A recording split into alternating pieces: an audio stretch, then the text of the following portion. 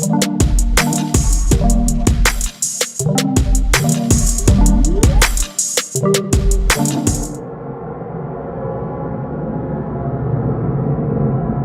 morning, good afternoon, good day. Of course, depending where you are watching me from and the time you'll be watching this. Of course, this is Dr. Hope Machimana, sibuyi, your host for the show, Rope for Hope. And yet, we are back again with another episode, but this time, another exciting one, because in this show, oh my goodness, we bring all the talent. We want people to expose what they are doing. And of course, we celebrate the work that people are doing outside there. And today, it's yet another day. But before I tell you my guest today, I want you to subscribe, like, share, and tell everybody that we are live right now. And please do share this podcast with everybody in your timelines. Today's guest, Lebogang Nthite, a rural girl community from a small village called Madidi, a mother of one. That is very important, I guess. and a nurse by profession, who is currently studying her second-year degree in community development at UNISA, a founder of Flora Wellness Clinic established in 2021. Lebogang is also a founder of Nurses Vision Holds Power, which is a movement for nurses looking for empowerment and guidance in becoming healthpreneurs. Ooh, today, I'm telling you, I'm going to learn some healthpreneurs terms and whatever. Lebogang, welcome to my show. Thank you so much, Dr. You Hope. are welcome. I've been following you for quite some time, and for me it was like, wow, who is this black girl that is doing so much? And of course, I've said who you are, but just tell us in brief, Lebogang, how did it come about that you become what you are today? To be honest, I never thought I can become a nurse, not in a million years. Okay. Yeah. Growing up, what did you want to be? I didn't have a vision of what I want to be, but I always knew I want to be my own boss. Okay. So, living with parents after matric, I was still young, I was 17, so they chose careers for me. Wow, I know. Yeah, so I ended up studying something that it was my dad's dream. So you were studying for your dad? Yes, I Hi, studied Daddy. for my dad. So yeah, I've got a degree in criminal justice, which I've studied at TUT. Okay. So after completing, that's when my mom fell ill. And then there was nobody to look after her. It was the first person to fall ill in the family. We didn't know anything about sickness. Right. So I was like, no, let me try this nursing thing and see how can I assist. Even if it's not my mom, what if somebody else falls sick again in the family? How are we going to cope? So from being a criminal what to now health what? Like, wow. Yeah. So that's where the passion began. That's where the passion began. When I started nursing, I thought it's just a 6-month thing and I will be done. Right. So when I started, I was told I have to do the care worker course, which is 6 months. Yeah. And I was after the epilates, that when am I getting the epilates after this? Okay, we're going to talk about that. What is epilates now? Like, guys. So yeah, I ended up studying the whole 4 years for something that I wasn't prepared for, because I ended up falling in love when I was inside nursing. Yes. Oh, okay. So from there, you were helping your mom to become better, but it now became a career to you. So after that, did you go to work, or how did it happen for you to be where you are today? So you started at a private hospital, or how? After completing my first year, which is an auxiliary nurse, okay, I went and worked, and then we were told that the career that we are on, it's being phased out. So people rather go to school quicker, because once everything is phased out, it will be another curriculum. Then I applied again. I did my enroll nursing, while I was still an auxiliary nurse, working part-time, going to school, yes, until I ended up doing my diploma while I was still working part-time and attending school. Yes. Oh, okay, awesome. So from there, how did you, because I know right now, okay, let's talk about you growing up. Did you grow up with both your parents? Like you speaking about your mom and your degree with your dad, were they together? And emotionally, how did you grow up? We grew up, we were 5 siblings. Mm-hmm. So I grew up like any other child. It's Right. just I finished my matric quicker. And I was the first person in the family to complete the matric, Right. of which I'm the number 4 in the family. Okay. So you can imagine the excitement of the dad, where he's working, the managers, their kids are studying this and this. Right. So he's also saw it that I will fit in because of some other kids that he knows. They got a job through the profession Awesome. of criminal justice. Yes. Awesome. So now, when you were studying the criminal justice, what was in your mind? Did you love it, or you were just doing it for doing it? I ended up loving it, but it wasn't something that I could see myself doing it For forever. long, yeah. Because I always wanted to be my own person, my own boss one day. Right. So with that, I knew there's no way I will end up being them party in the field. So yeah, I just completed the degree just for my dad. Okay. And then that's when my mom fell ill, because even when I started nursing, my dad wasn't supporting this. He didn't even pay fees, because according to him, it took me to school Yeah, for sure. for something For else. sure. So I had to hustle around, work at the shops, Jet Mart, Edgar's, just to put up some funds so that I can start this. And how was it when you were working there? Because I believe in the times that we are living in, most people, they look at it as me working at Jet or being a teller and everything. How did it help you growing as financially and in other areas of your life? It taught me a lot. It told me the value of money, because I was still young by then. Right. So I had to know the value of money at a very young age, and to know how to budget, what are the needs and what are the wants. That's when I started learning those different things while I was still working at the shop. Did you move out of your parents' house when you were working? No, I didn't. So you're still eating daddy's money. I was still eating daddy's money, even though I wasn't allowed to enter the gate with the blue and white uniform, because he didn't send me to school for that. What? Yes. So you had to take off and oh my goodness. Yeah, Goodness. It was something else. It was something else. So you are the founder of the Flora Clinic. Is that Flora Clinic? Yes, it's the Flora Wellness Clinics. There are 3. What does 3? Yes, it's 3 clinics. So are you the founder of that? Yes, I am the How founder did it come about? The clinics, after completing my diploma, Yeah. I studied at Rosettenville at Kanyisa Nursing School. Right. So I could see, because there is a lot of foreigners. When we were doing practicals, I could see that how foreigners are treated in the public sector and all that. Then I was like, why don't I start something of myself right here in Rosettenville and give these foreigners something that they are not able to give them at the public sector. Sure. So what was the gap basically that you saw? How was the treatment, if I may ask?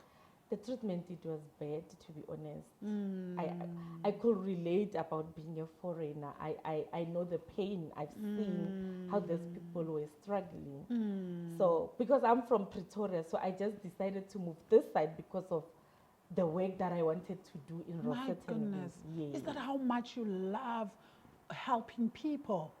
So how does your clinic operate? What is the difference with your clinic compared? Say somebody say, I want to come to your clinic. What is the difference from your clinic that you will say, we are outstanding on this one? At the Flora Wellness Clinic, we are one. We don't judge, first of all. We don't look of how the person is presenting, because most of the private sectors, Right. they are just after money. Yeah. They can't just assist that poor woman, poor girl, because of they don't have the necessary documents to present. So at the Flora, health comes first. Whatever document that we need to fill, they will come after. So what if somebody comes in your clinic and they don't have money and they need treatment? Who is sponsoring you and how do you go about it?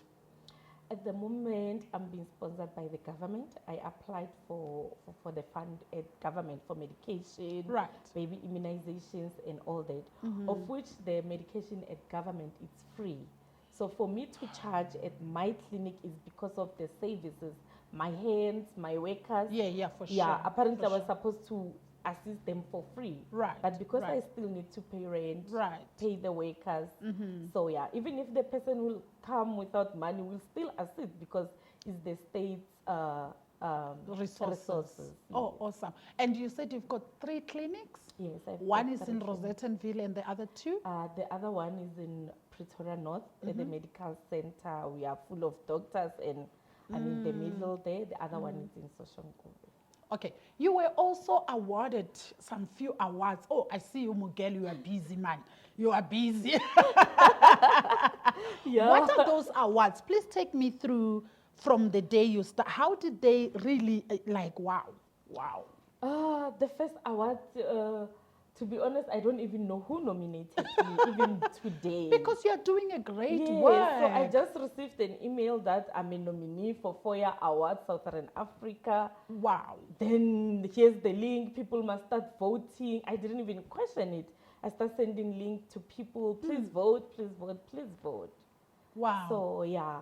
Is that the only award that you received so far? Yeah, that's the one that I have received. I've been appointed for another one in Bangkok. Yeah, for I health saw startup. that. Yes, for health yes. startup.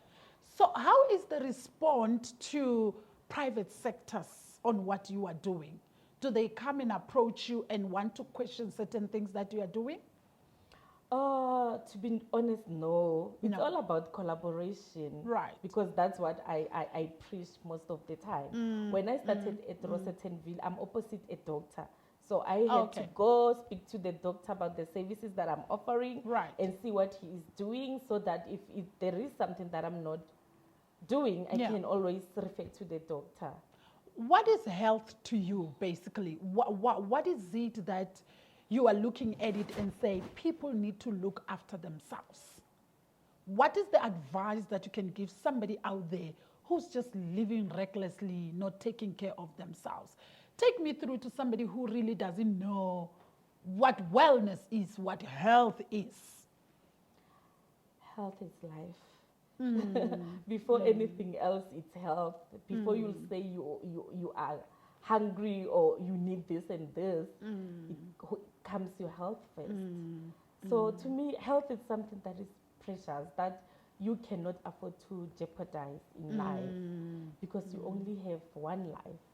So if you, the person, you are not ready to take care of that life, then I'm still puzzled about to say that you decided to go on your own, have your own clinic. I mean, the risk, the fears, the rejection, how did you break through that? And what are the things that you look back and say, yeah, how did I pass there though? Yeah, that's a good question. Because I started attending Nurses Summits. They were hosted by Lerato Mthunzi. Okay.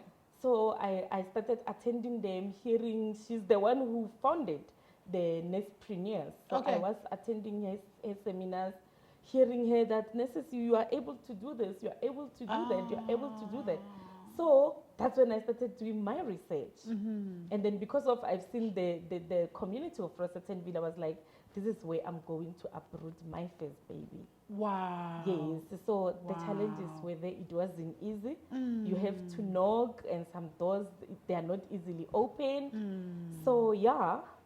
What are this? Like, I see many nurses putting them on, and some are having some waras. Yes. So mine, this is general nursing. Okay. Because I don't have any bars, any specialty. Okay. Of which it's something that it's raising questions to the world, that how come a nurse who doesn't have a specialty but she's able to open so many clinics? Yeah. So that's the question that I get every day. When you are saying general, it means that anything that I feel, I can come to you, basically.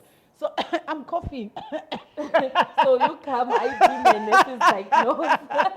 Also, you need to diagnose first. Yes, I do my nurse's diagnose. And then if there's a need for me to refer to a nurse maybe who specialized in In that. something, I will refer you to her or to the doctor. Okay. Do you also do counseling? Because I think that, for example, there are people that comes and they are sick and they need to find out that, hey, I'm having this chronic, disease. Do you have counseling to really take them through the counseling? And do you also do follow-ups on those people? Definitely, that's Right. what we do. That's why we are general. We are doing nursing holistically. There's nothing that I cannot say this I cannot do. It's not within my scope of practice. Right. As a general nurse, Yeah. anything that a person comes with, you have to fit in. If you have to play social worker, you play social worker. If you were to play a counselor, you become a counselor. So we were trained to be everything in one. Okay, so what is your plan going forward? What is your dream going forward? Say, for example, in the next years, what is your dream? My dream is to see the nursing flag lifted high all over Africa. That's my dream. Nurses have been stepped on, they've been pressurized. There's no money in the government. A lot of nurses are unemployed. Now even doctors are unemployed. So you can just imagine if a doctor is able to be unemployed, what's more of a nurse? So I'm here to encourage nurses to stand up and tell them, yes, it is possible. And which brings me to my next question, to say, what is your advice to somebody who studied nursing and they finish and they don't know what to do right now? Like you were saying, so much is happening, especially in the economy right now. What is your advice? Please speak to somebody right there and tell them what is it that they need to do as an advice. Somebody hear me and hear me very well. Not all of us will end up being nursepreneurs. Right. So always when I mentor somebody, I ask them what is it that they want. Because not everyone is in nursing because they wanted to study nursing. And not all of us will end up owning our own private practices. Some nurses, they belong in a ward. That's their passion. That's where they want to be. Some, they just want to be in ICU. So I asked the nurse, what is it that you want? Don't make this thing a trend that we've opened up a clinic. You also just want to have a clinic because you can see Sister Lebu, she's having this and this. I tell them, find your passion and then run for it. Find a gap and then step in and Close that gap. So you also do mentorship for nurses? Yes, I also do mentorship. In the same places? In the same places. That's why I've opened up this movement of nurses called Nurses Vision Holds Power. What? Yes. You're going far, man. Yeah, because they say if you want to go far, go with the others. So that when you find trouble on the way, you know you are not alone. Right. A sister is here, a brother is here to pick you up. Yeah. So I'm calling unto those nurses who really wants this to come and then we tackle this together. What is your support system? Do you get your support from your family? What is your support? Because I believe sometimes you also go through your own pain of looking at things and like, I don't know what to do. Do you have a strong support system to support you on that? To be honest, when I started, it was something impossible. Nobody believed that I can open up a clinic. It's possible. Because I didn't even have a lump sum of money. I had to save from my monthly income just to put something aside, go buy this and all that and all that. My family started believing when everything was said. That's when they were like, wow, is it what you were always talking about? So my fiance, he's the one who's been supporting me from day one. Fiance. Starting from registering the company, he's been the runaround guy. When I'm busy doing overtime somewhere, will be the one going where, fetching what he believed in my dream. Even though he didn't see it, but he believed that, okay, since when you said it's possible, I'm here, let's hold hands. Wow. Talk to somebody who is sick out there and they have no hope. And they are like, I am sick, I don't know what to do. What is your word of encouragement to them? health in South Africa, it's free. That's what I can tell them. There's no need for you to be sick and hide in your own house. Nobody will know what is wrong with you. Right. Go out there, seek help. We are still fortunate that the health facilities, they are free. Yeah. This side of in South Africa. Okay. Somebody is out there and they want to get hold of you or your clinic or where you are. What are your social handles and where can they get hold of you? On social media, Facebook, I'm Lebogang Nthite. The clinic site is Flora Wellness Clinic. All social medias, the TikTok, the Instagram, and the Facebook page. Awesome. Listen, gentlemen, you will find all her details right down here because we as One Africa, we are here. Come talk to us. We want to talk to you. We want the world to know the work that you are doing. I am your host, Dr. Hope Machimana Sibuyi. And of course, from us here at One Africa, we are saying peace. Last word from you to the audience? Those who are home, who still figuring out what do they want about their career, come, join Nurses Vision Holds Power. It's not all about being the health premier. There are many nurses there who are doing different businesses. A nurse she's having passion in baking and she's following that. So we are not only recruiting those who want to be healthpreneurs, but we are recruiting those who are in medical who still wants to find their feet in business. Awesome. So come join us, it's free, and then yeah. Awesome. Thank you so much. We really appreciate your time. And don't forget to share, link, and of course, subscribe to this channel. We love you. And from us, we are saying peace. May God bless you.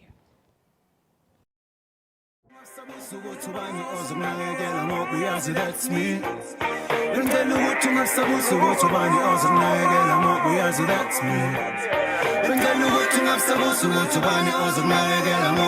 That's me.